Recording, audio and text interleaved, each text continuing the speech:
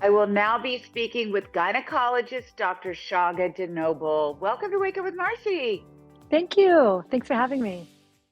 It's so great to have you back on the show, and I really love what we're going to talk about. I mean, we're talking about how we can help ourselves as women in the new year to be happier.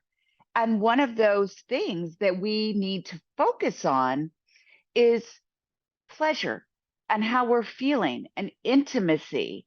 So I really appreciate you being on the show to help us to be more in tune with our bodies and also to speak with our partners about it. One of the things that you have mentioned is the pleasure gap. What exactly is that? The pleasure gap basically points out the fact that there is a big discrepancy between having pleasure and having or achieving orgasm between men and women with sexual encounters. And we see that majority of men in studies have orgasm with every sexual encounter, actually 95% or more. But when you poll women, only half of women are able to achieve orgasm with every sexual encounter. And if you poll Wow. women, the last time they had intercourse, were they able to achieve orgasm? And there's a huge discrepancy with majority of men saying yes and a lot less women saying yes. So, there's a lot about intimacy where sometimes the goal of the intimacy is more focused on the man and the woman is ignored for various reasons. And we need to narrow this gap because it's not equitable. Right. Yeah. So let's talk about, I think that that has to do with getting educated. And that's why I love to have you on Yeah. and share with us, like, first of all, how can we, I mean, of course, as women, for the most part, we're in tune with Mhm. our bodies. Yeah. How can we help our partners to have more of an understanding of what Mhm. is pleasurable for us? And also, I go back and I brought this up, the conversation. That's, Yes. so often we stay quiet Yeah. because we don't want to hurt our partner's feelings, or maybe we don't think we're supposed to have pleasure. Absolutely. And you hit the nail right on the head. Education is key. First, we have to be educated and understand our bodies and understand that we do deserve pleasure just as equally as the man does. And the focus cannot just be make sure he has pleasure and just to make sure that he thinks I had pleasure so his feelings are not hurt. We Mhm. have to have the confidence, the self-confidence to understand that our pleasure is just as equally as important. So first we have to educate ourselves and know that we deserve that. So that's Well, how huge.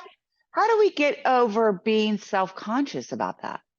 That is a big challenge for a lot of us. I Mhm. think media, social media, and movies and pornography do not help that at all. We have Mhm. to understand that we are enough.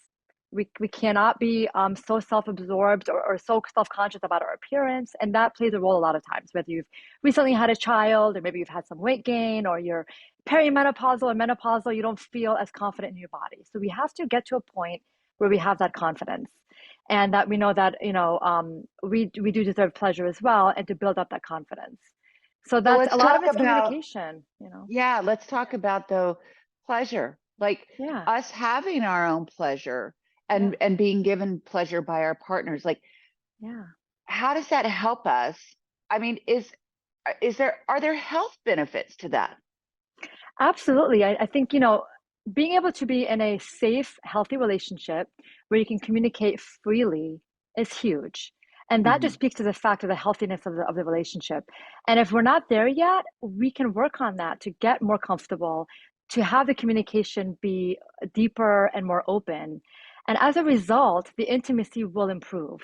So just working on that, then we feel understood, we feel our needs are being met and not just that we're only focusing on the needs of our partner. It's Right. reciprocal. You will feel more appreciated and your confidence will improve as a result. And our well-being, our mental well-being will improve as a result of that as well. So you talk about our mental well-being, which is so Mhm. important. But for instance, when a man has pleasure, it's my understanding that it helps like their heart. There's a lot of health Yes. benefits. Yeah. Is that the same for women? Absolutely, for women as well.